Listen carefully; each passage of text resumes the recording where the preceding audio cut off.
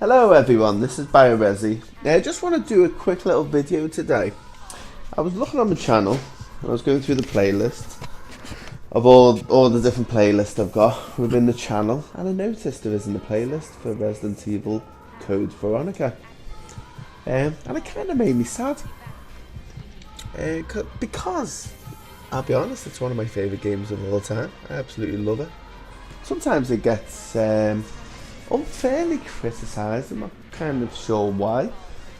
I don't know if it was because obviously we had the golden era when we had Resident Evil 1, 2 and 3 on PlayStation 1, and then this Code Veronica first initially come out on Dreamcast, which I did actually buy purely to play Code Veronica. Obviously I'm a big fan. Obviously it wasn't fixed cameras, it kind of made it a bit more dynamic where the cameras moved, but as a game itself it was absolutely phenomenal. I think really one of the most brutal Resident Evil games that you can buy, but at the same time I just thought it was amazing. Obviously probably read, I think we talked about it in one of the podcasts, it was actually meant to be Resident Evil 3, and I believe Sony had a 3-game deal with Capcom for the PlayStation 1, and they ended up changing Nemesis. And with point being, you can see like Nemesis was more of a side story, and even though I loved Nemesis, don't get me wrong, it didn't push the story forward where Code Veronica did. The actual game itself was massive. Well, it really was. I remember playing it, and you get to the bit where you fight Nosferatu as Claire, and then all of a sudden it kind of changes, and next minute it cuts to Chris, and you're back on the island where you originally started off. God, what's the island called? I know it's where the Ashford is. I have to Google that one. I've not played it that not long ago as well. Anyway, yes, you end up back on the island, and you're kind of like only halfway through. And I remember being like, kind of at the time, wow. I mean, in terms of length, and to be honest, not long come from Nemesis, so you could see that leap. It was so significant, the length. I mean, you can complete Nemesis in a few hours if you go for it. But I'm not too sure what the fastest time is on Code Veronica. I'm sure there's some Japanese freak gamer who's probably completed it in 20 minutes. But I'm pretty sure you can complete Nemesis first. But yeah, really good. And often you could say it's been kind of forgotten about sometimes by a lot of Resident Evil fans. And maybe I'm to blame as well. Obviously there's no video about it.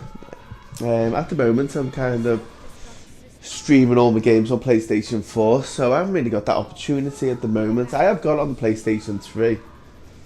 Not really a PC gamer, so I haven't really got that opportunity at the moment to stream it. But I'm hoping it comes to the PlayStation 4, and I can't see why not. I mean, it kind of makes sense, doesn't it? And there's going to be suckers like me who'll buy it again. So it would be cool if it does port over, if I can finally do a little, I was going to say a massive playthrough of it. But yeah, I just wanted to do a little video and say like, I am a fan. Fear not. I might even do a little collector's video, no, showing some my items, and I might just set aside all the Code Veronica items because I've got quite a few actually.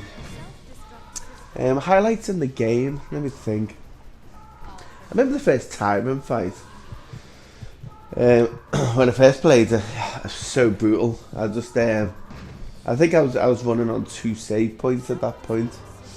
I mean, I learned that mistake from I think it was Tomb Raider, where I saved it. I only had 1 save point, and I saved it while falling to my death near the end of the end boss, which was probably only like a few years before Code Veronica come out.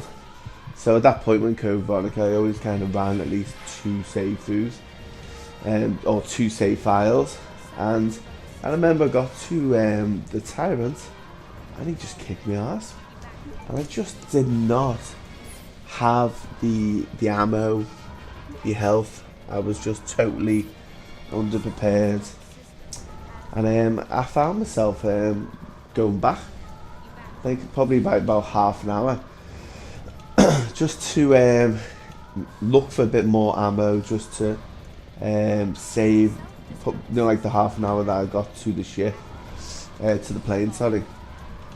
I was probably just like trying to run past stuff and just save every bit of ammo I could. And I think I did scavenge a few more items, and then went into the fight. And yeah, it was a brutal fight. If you're not prepared. I mean, I played it recently, and I think I've done it the first time. But it's always in the back of my mind when I'm playing. It's like one of them like big checkpoints in the game where you just kind of make sure you have got the right stuff, because you don't want to go into that fight. And actually, I think a few of my friends actually kind of give up at that point. And I think it's pretty common that a lot of people did, because yeah, really tough battle. And there's other things like that in the Code Veronica. It's one of them games where balancing your equipment is so important. Can't really emphasize how important it is. I think I've done it recently as well. I mean, I should really know because I played it, but my problem is, like, I'm a big fan of Resident Evil, obviously, but sometimes I won't play a game for a few years. It's like recently I played Resident Evil 6 and played it since release, so it was like, what, 4 years? And I'm like that with Code Veronica. Sometimes I might only play it once every 4 or 5 years, and to be honest, when I do play it, so how long's it been out now? About 15 years. So I've probably, yeah, only gone through it like in my life 3 times, I'd say, maybe 4. And because there's usually a good few years in between, it's kind of like you just forget. You remember like areas and certain boss battles and that, but you kind of just forget the little details. And yeah, when I played recently, fighting against the Nosferatu, and I just like totally went in like Arnie off Commander. I was going in with like everything I had to make sure I beat it, and I did beat it. And then all of a sudden I'm Chris, and I never saved any weapons from Chris, and I was like, could have kicked myself. And I'm like, oh great. So now I'm ending up with loads of like grenade launch ammo and stuff like that. Sorry if I'm a bit out of breath, I'm pacing around. I'm just in the house while I'm headphones on while I'm talking to you. Yeah, so I ended up with like loads of grenade launcher ammo and stuff like that, and I just didn't, or arrow, I think, like the arrow ones, loads of arrows, and I just didn't have them because again, I wasn't prepared. I should have really have saved a few weapons. I mean, luckily when you're Chris, you come across a shotgun, which is a lifesaver, especially when at that point some of the hunters start appearing, and pretty tough hunters as well. But yeah, I'm just trying to think of a few other. I love the Ashford Alexia, the brother. It's all twisted. It's all like, it's a weird bond they have, and obviously, I mean, I don't like to spoil it still if you've never played it, but yeah, it's definitely a weird setup. But yeah, it's really cool. I like the music to the game. The music's really cool. In fact, the save room's got like a bit of a romantic melody to it. Actually, it's you should check it out. It's totally different actually than the rest of the series. But I mean, yeah, Claire in the game, she was awesome. She's one of the fan favourites. And obviously Chris pops into it. The only thing is, I'm just trying to think of any negatives in the game. Maybe some people could say that maybe because you're going back to the kind of same areas, that could be seen as a bit of a negative, maybe. I don't know. I'm not really too sure about that one. I mean, you can go either way, to be honest, on that one. Because sometimes I like to revisit, like when you go back past games. Always been a big fan of like going back to Tomb Raider. Or Metroid Prime was a quality was quality game. We forever went back to like the beginning, where you go to certain areas, and it's a bit like Zelda, and that you'll have some form of weapon, so you're going back to the same areas to gain access to new areas. And it was a bit like that, to be honest. It was a bit like that on this. Yeah, and you'd go back and where the door wouldn't open last time, it would open this time, or there'd be an explosion, and you kind of, it's created a new path through. So I thought it was cool. I thought it was a nice little touch, and it did have variety within the game. You had obviously on the island, but it then goes on to like Antarctica, which is pretty cool. And the only thing I hated there was, I don't know if you played it recently, if you remember the moths in it, and they always poison you. Oh, what a pain they were. The amount of times you had to run back and heal himself was crazy. But there was a lot of the creatures were the final boss battle. It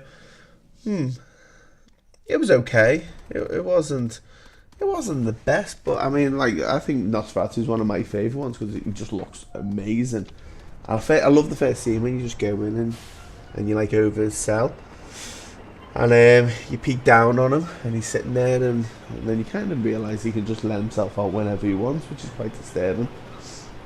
But yeah, it's very yeah, I feel sorry for it sometimes because it is a great game, and it just fell between obviously fell between Nemesis and the golden ones, which is on PlayStation 1, and then not long after Code Veronica you had Resident Evil 4, and I don't know, maybe it's kind of blamed for like the end of that type of the old style Resident Evil. And I mean, the sales probably weren't the greatest, but then you can put that down to the fact that it did come out on Dreamcast first. Yeah, it did later get ported onto the PlayStation 2, so it wasn't all bad in that regard. But yeah, maybe it probably wasn't the best marketing or best strategy for Capcom to release on the Dreamcast. But at the same time, like, they did have success with what was the one before Dreamcast, Saturn, and stuff like that. The sales weren't too bad on the Saturn, even though that ultimately failed. And I don't know. I mean, I suppose like the Dreamcast did look a promising console, to be fair, but obviously the juggernaut that was PlayStation 2 totally obliterated it. But yeah, it did come out on PlayStation 2. I think it was Code Veronica X, wasn't it? And I think I'm just going to go and walk into the game to see what the difference is between Code Veronica and Code Veronica X. Let me just have a little look. Sorry, I'm just rummaging, as you can hear, through my games just to get it. And another thing I don't think was really, what's the word I'm looking for? I don't think a lot of the fans liked the character Steve. I don't know why. Like, he just, I mean, he did come across a little bit needy, and I suppose he could be a little bit annoying. But at the same time, I do think, especially towards the end, it kind of redeems itself a little bit. Obviously, it's like an ill-fated romance. I mean, you could call it a romance. It was hardly a romance because he never really had time to develop. But let's have a look. Code Veronica X. Unlock hidden games and game modes, battle modes. Maybe it was just extra modes. bigger than blah blah blah blah blah blah. Players hidden characters. Includes a demo of the gothic action game Devil May Cry. Okay then. So I'm not sure exactly what the extra was. I don't know if it looked any better as well. But yeah. Anyway, just a little video anyway, just to let you know. Code Veronica X. Well, I love it. Absolutely love it. And I do hope one day in the channel, because to be honest, I plan to do this channel for years to come.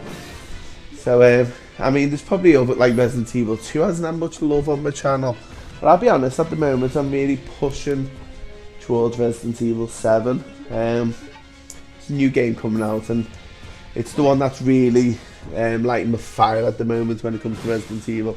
Just purely because I'm a big fan. I'm so excited about what's happening. But I'm pretty sure, obviously, I'm going to go back to 2. Especially when the remake, and we start getting stuff from the remake. By then I'll have completed 7, and the remake is definitely gonna. And obviously with the remake, I'll be revisiting 2 as well. And I mean, I can foresee myself for a good year just constantly boring you all with talking about Resident Evil 2.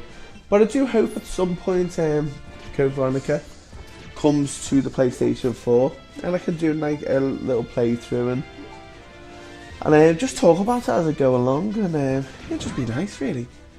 It'd be probably one of the games that could, if they got released now on PlayStation 4, I would really enjoy to play right about now.